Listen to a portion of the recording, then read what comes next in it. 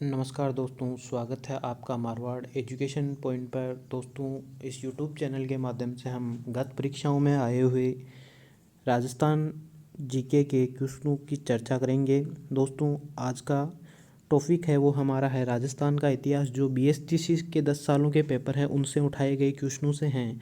जो दोस्तों उसमें पहला क्वेश्चन की शुरुआत करते हैं वो है राजस्थान के इतिहास लेखन के पितामह किसे कहा जाता है। दोस्तों, राजस्थान इतिहास के पितामह कर्नल जेम्स टोड को कहा जाता है।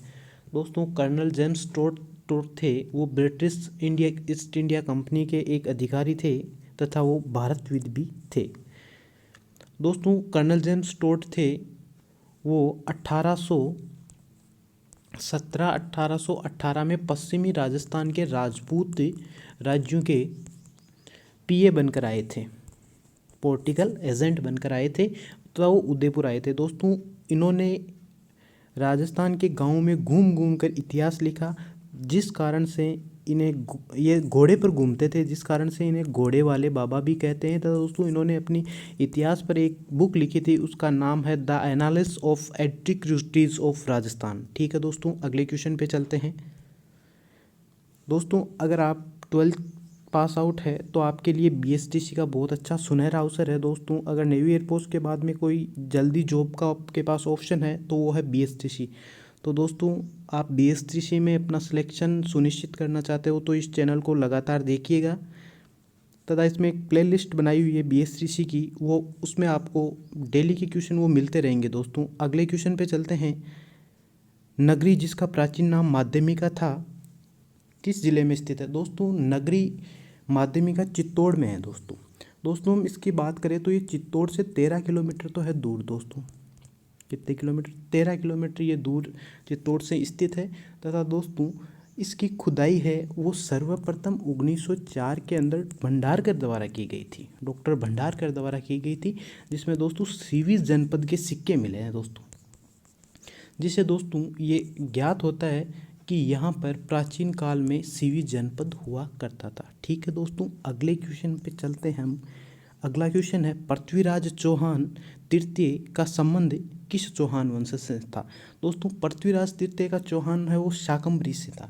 दोस्तों, पृथ्वीराज चौहान की हम बात करते हैं तो दोस्तों इनको उपाधि दी थी वो थी राय पिथौरा। और दोस्तों, इनकी दूसरी उपाधि की बात करें हम तो वो थी दलपंगुल। दलपंगुल का मतलब होता है दोस्तों विश्व विजेता। दोस्तों, अगर हम पृथ्वीराज चौहान तृतीय की बात करें तो इनके पिता का नाम था वो था सोमेश्वर तथा इनकी माता का नाम था वो था कर्पूरी देवी। दोस्तों, इनकी माता का कहीं कहीं नाम आता है वो कमलावती भी आता है। दोस्तों, कमलावती इनकी माता का नाम देने वाले जो इतिहासकार थे वो थे चंद्र बरदाई। दोस्तों, इनकी बहन का नाम था वो प्रथा था, जो मेवाड़ महाराणा समर सिंह की पत्नी थी। दोस्तों, जो महाराणा प्रताप थे उनका बचपन में ही राज्याभिषेक हो जाने की वजह से वो बाल्यकाल में थे, वो छोटे थे, जिस कारण से उन्होंने अपना एक प्रधानमंत्री बनाया जिसका नाम था दोस्तों केमास। दोस्तों, केमास थे वो नागौर दुर्ग के निर्माता भी है। ठीक है दोस्तों, और इनके जो सेनापति थे उनका नाम है दोस्तों भुवनमल। ठीक है दोस्तों, और दोस्तों पृथ्वीराज चौहान तृतीय है, इनका पुत्र था, उनका नाम गोविंदराज है, जो आगे चलकर रणथंभौर के चौहान साम्राज्य की नींव डालता है। ठीक है दोस्तों, अगले क्वेश्चन पे चलते हैं। राजपूताना के किस क्षेत्र को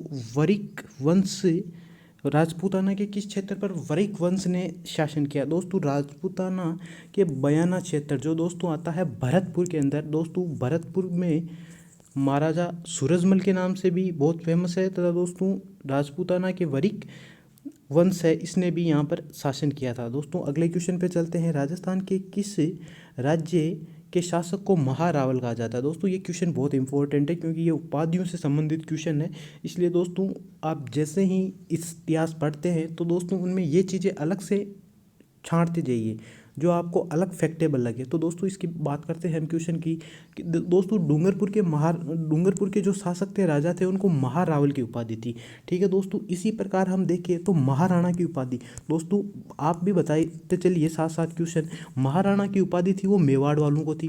ठीक है दोस्तों, राव की उपाधि थी वो मारवाड़ वालों को थी। दोस्तों, और दोस्तों हम सवाई की बात करें, सवाई की उपाधि थी वो आमेर के शासकों को थी। दोस्तों आमेर के शासकों को ये उपाधि किसने दी थी? ये उपाधि दी थी दोस्तों बादशाह फर्रुखशियर ने। दोस्तों ये बहुत जगह औरंगजेब आता है, बल्कि औरंगजेब नहीं है दोस्तों, ये बादशाह फर्रुखशियर ने इनको ये उपाधि दी थी। अगले क्वेश्चन पे चलते हैं, हल्दी घाटी का युद्ध किस वर्ष में हुआ था? दोस्तों हल्दी घाटी का एक बहुत इतिहास के पन्नों पर बहुत सुसज्जित तरीके से लिखा हुआ है हल्दी घाटी का युद्ध, जिसमें दोस्तों एक राजपूत वीर के द्वारा अपनी वीरता का प्रदर्शन किया गया था। वो इतिहास कभी भूल नहीं पाएगा दोस्तों। और हल्दी घाटी की जो मिट्टी है दोस्तों, उसमें केसर और चंदन की तरह खुशबू आती है। और दोस्तों वो एक अभी के परिवेश से, अभी के वातावरण के और अभी के परिदृश्य से देखें तो वो एक ऐतिहासिक स्थल बन गया है दोस्तों हल्दी घाटी का, जहाँ महाराणा प्रताप की बहुत ही अच्छी सुसज्जित प्रतिमाएं लगी हुई है। दोस्तों हल्दी घाटी के युद्ध की हम चर्चा करते हैं। दोस्तों हल्दी घाटी का युद्ध है वो महाराणा प्रताप और अकबर के बीच में हुआ था। दोस्तों हल्दी घाटी का युद्ध है वो, उसमें दो डेटें हमारे पास में आती है। पहला है 21 जून, दूसरा है 18 जून। दोस्तों दोनों डेटों के बारे में मैं बात करने वाला हूँ, दोनों डेटों के बारे में आपको बताने वाला हूँ। जो फारसी इतिहासकार है उनके अनुसार तो दोस्तों हल्दी घाटी का युद्ध है वो 21 जून के हुआ था। और दोस्तों जो राजस्थान के साहित्यकार है उनके अनुसार ये दोस्तों हुआ था 18 जून को। दोस्तों हम इसके उपनामों की बात करते हैं तो दोस्तों इनको बहुत सारे उपनामों से जाना जाता है। दोस्तों इसका पहला उपनाम की हम चर्चा करते हैं, वो नाम इनको दिया था, उनका नाम था बदायूं, गोगुंदा का युद्ध। दोस्तों गोगुंदा का युद्ध है, हल्दी घाटी के युद्ध को गोगुंदा का युद्ध किसने कहा था? ये क्वेश्चन पूछा जा सकता है दोस्तों, बहुत ही अच्छा क्वेश्चन है। तो दोस्तों गोगुंदा का युद्ध कहा था वो बदायूं ने कहा था। दूसरा दोस्तों जो हमारे इतिहासकार है अबुल फजल, उन्होंने इस युद्ध को खमनोर का युद्ध कहा था। दोस्तों याद रखिए दोस्तों, ये बता रहा हूँ, ये फैक्टेबल चीज़ें हैं, आपको नहीं मिलेगी किताबों में, कहीं से भी ले आना। दोस्तों हल्दी घाटी का युद्ध है वो किसने कहा था? ये भी क्वेश्चन है दोस्तों अपने आप में कि हल्दी घाटी के युद्ध को हल्दी घाटी का युद्ध किसने कहा था? तो दोस्तों हल्दी घाटी के युद्ध को हल्दी घाटी का युद्ध कहा था, वो कहा था कर्नल जेम्स टोड ने। दोस्तों याद रखिए कर्नल जेम्स टोड ने ही हल्दी घाटी के युद्ध को हल्दी घाटी का युद्ध कहा था। दोस्तों इसके बाद में हम बात करते हैं ये मेन हुआ कहाँ था। जैसे हम हल्दी घाटी की तो बात कर रहे हैं, ये युद्ध हुआ था, वो हुआ था दोस्तों रतलाम नाम जगह, इस जगह पर हुआ था। और दोस्तों इसकी एक और ख़ास बात की हम चर्चा करें तो वो है दोस्तों इस युद्ध में अकबर का मान सिंह ने प्रतिनिधित्व किया था। और अकबर मान सिंह का जो हाथी था उसका नाम था दोस्तों मर्दान, याद रखना दोस्तों। अगले क्वेश्चन पे चलते हैं। हल्दी घाटी के युद्ध के पश्चात महाराणा प्रताप ने अपनी राजधानी कहाँ बनाई? दोस्तों हम इस क्वेश्चन की तरीके से बात करें तो वो है चाउंड, लेकिन दोस्तों हम महाराणा प्रताप की सारी राजधानियों की बात करेंगे। वो है दोस्तों महाराणा प्रताप की प्रारंभिक राजधानी थी वो थी गोकुंदा, इसके बाद में थी कुंभलगढ़। दोस्तों याद रखिए ये, अगर आप पढ़ना ही चाहते हैं तो इनको लिखते जाइए दोस्तों और बार बार देखिए। तीसरी राजधानी थी वो थी दोस्तों आवरगढ़, और चौथी राजधानी और अंतिम राजधानी थी वो थी दोस्तों चावंड। दोस्तों इनमें से तीन राजधानी कुंभलगढ़, आवरगढ़ और चावंड, ये तो थी महाराणा की संकटकालीन राजधानी। ठीक है दोस्तों अगले क्वेश्चन पे चलते हैं। पन्नाधाय ने अपने पुत्र का बलिदान देकर किस राजकुमार की जान बचाई थी? तो दोस्तों पन्नाधाय के हम अपने बलिदान के बारे में बात करते हैं तो है दोस्तों उदय सिंह। दोस्तों पन्नाधाय ने अपने पुत्र चंदन, अपने पुत्र का नाम था वो था दोस्तों, पन्नाधाय के पुत्र का नाम था वो था चंदन। दोस्तों पन्नाधाय ने चंदन का बलिदान देकर उदय सिंह की रक्षा की थी। देखिए वो एक कितनी बड़ी विदुषी महिला थी जिन्होंने अपने पुरुषार्थ की रक्षा के लिए, अपने राजा की रक्षा के लिए अपने पुत्र का बलिदान दे दिया। दोस्तों हम बात करें पन्नाधाय के बारे में तो दोस्तों एक बनवीर नाम का शासक हुआ था हमारे इतिहास में, वो दोस्तों पृथ्वीराज सिसोदिया का पुत्र था, जिनको हम उड़ना राजकुमार के नाम से भी जानते हैं। दोस्तों बनवीर क्या करता है कि 1535 के अंदर बनवीर विक्रमादित्य की हत्या कर देता है दोस्तों, और वो चित्तौड़ का शासक बन जाता है। दोस्तों चित्तौड़ का शासक बनते ही बनवीर ने सोचा कि मैं कर्मावती, उदय सिंह की माता का नाम था वो दोस्तों था कर्मावती। तो दोस्तों बनवीर चाहता है कि मैं उदय सिंह को भी मार दूं और संपूर्ण साम्राज्य पर अपना अधिकार स्थापित कर लूं। दोस्तों वो उदय सिंह को मारना चाहता था और वो गया था। तो दोस्तों जिस स्थान पर उदय सिंह जी सो रहे थे उस स्थान पर पन्ना दहाई ने अपने पुत्र को सुलाकर अपने पुत्र की बलि दे दी। और दोस्तों उसके बाद में वहाँ से पन्ना दहाई ने उदय सिंह को लेकर कुंभलगढ़ पहुंची। वहाँ दोस्तों आशा शाह ने इनको शरण दी थी तथा आशा शाह ने इनका लालन पोषण किया था। ठीक है दोस्तों, अगले क्वेश्चन पर चलते हैं हम। पृथ्वीराज जयचंद के मध्य वैमनस्यता का कारण था। दोस्तों ये कारण था संयोगिता। संयोगिता कौन थी दोस्तों? संयोगिता थी वो जयचंद की पुत्री थी दोस्तों। और पृथ्वीराज थे